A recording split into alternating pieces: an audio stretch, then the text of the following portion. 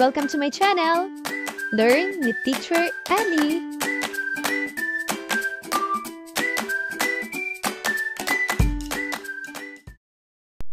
Grade 3, Good Manners and Right Conduct, Quarter 1, Week 5, Day 1. At ang ating tatalakayin ay mga sariling pagkilos na may paggalang sa Diyos.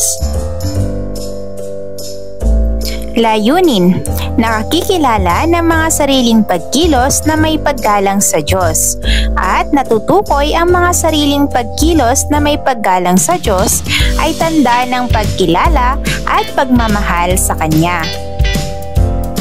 Mga bata, maaari ba kayong magbigay ng mga gawain upang maipakita ninyo ang pagiging responsable sa pagtupad sa inyong gampanin batay sa tagubilin ng mga magulang at nakatatanda? Ano-ano ang mga sitwasyon na nagpatunay ng sariling gampanin ng mag-aaral sa paaralan? Paano nakakatulong ang mga gampanin o gawain upang makahubog ng isang responsableng mag-aaral sa gawi at kilos? Pagkatapos nating talakayin ang nilalaman ng aralin ito, inaasahan na nakakikilala ng mga sariling pagkilos ng may paggalang sa Diyos at natutukoy ang mga sariling pagkilos na may paggalang sa Diyos ay tanda ng pagkilala at pagmamahal sa Kanya. Ipakita sa mga mag-aaral ang mga sumusunod na parirala at itanong sa kanila kung ano ang pagkaunawa nila dito. Paggalang sa Diyos, isang napakahalagang prinsipyo na makakatulong upang maging ganap ang pakikisalamuha at pakikipagkapwa ng isang tao. Ito ay karapatan ng tao na maibigay sa kanya at tungkulin rin na ipakita sa iba. Ang paggalang ay maihahalin tulad sa salitang respeto. Ngayon naman ay dadako tayo sa ating panibagong gawain. Piliin ang larawan ng relihiyon na iyong kinabibilangan at pinaniniwalaan at sabihin ito ng may lakas ng loob sa harap ng klase.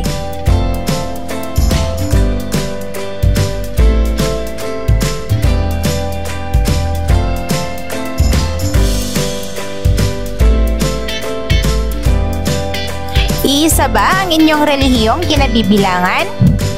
Bakit sa palagay ninyo magkakaiba ang inyong relihiyon? Paano ninyo maipapakita ang paggalang sa relihiyon ng iba?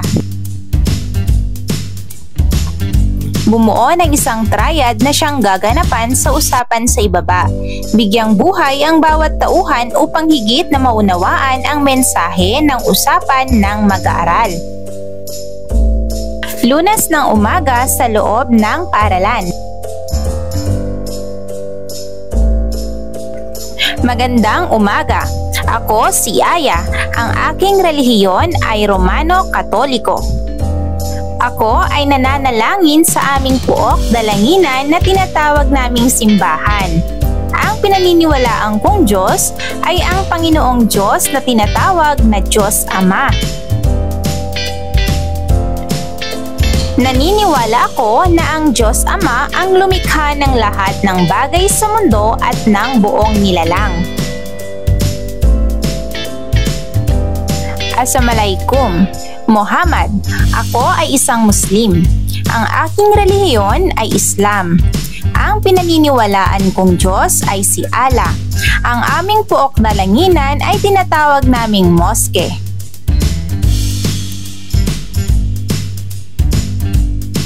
Ang aking relihiyon ay Seventh-day Adventist.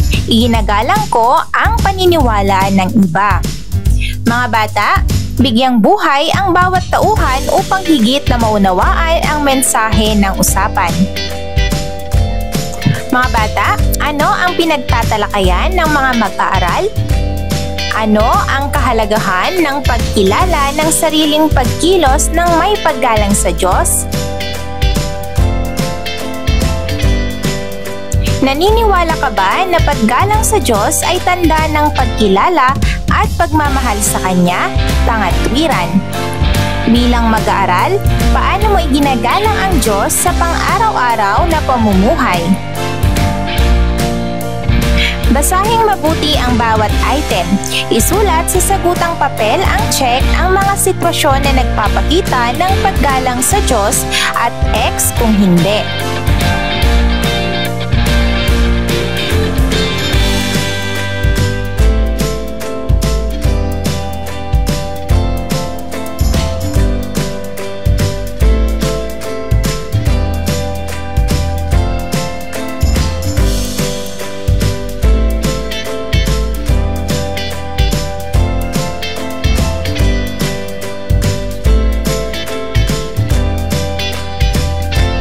Narito naman ang isang pangkatang gawain. Hatiin ang mga mag-aaral sa 3 pangkat at ipagawa ang group art poster ayon sa sumusunod.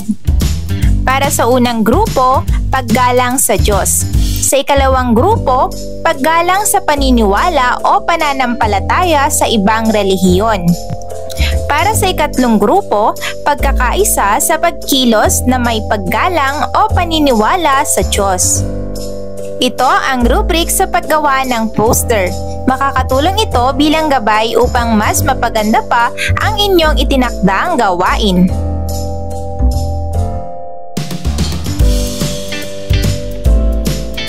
Bakit mahalagang nakikilala natin ang mga sariling pagkilos ng may paggalang sa Diyos? Naniniwala ka ba na sariling pagkilos ay tanda ng pagkilala at pagmamahal sa Kanya? Ipaliwanag. Nakagawa na ba kayo ng poster na naaayon sa temang ibinigay sa inyo? Ipaliwanag. Sa iyong palagay, paano mo maisasabuhay ang mga sariling pagkilos na may paggalang sa Diyos? Paano ito naging tanda ng pagkilala at pagmamahal sa Kanya? Ipaliwanag. Bilang mag-aaral, sa ikatlong baitang, mahalaga ba ang pagkilos na may paggalang sa Diyos? Pangatwiran. Sumulat ng 5 pangungusap na tumutukoy ang mga sariling pagkilos na may paggalang sa Diyos na tanda ng pagkilala at pagmamahal.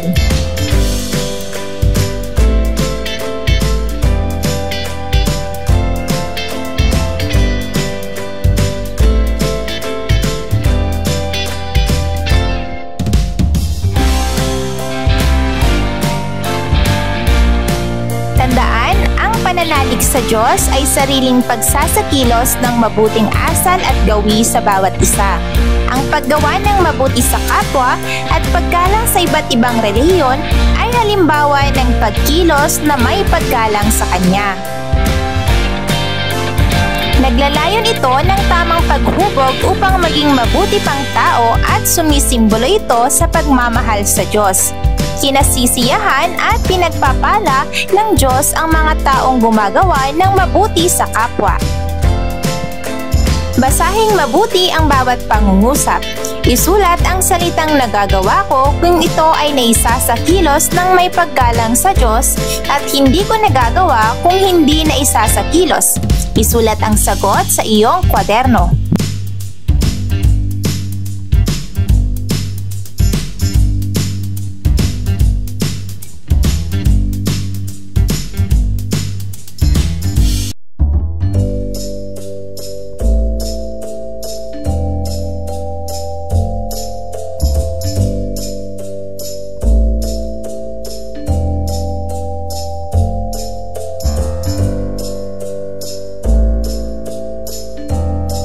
Sa gabay ng magulang o nakakatandang kapatid, gumawa ng isang simpleng panalangin ng pasasalamat sa lahat ng mga biyayang natatanggap mo sa araw-araw mula sa Diyos.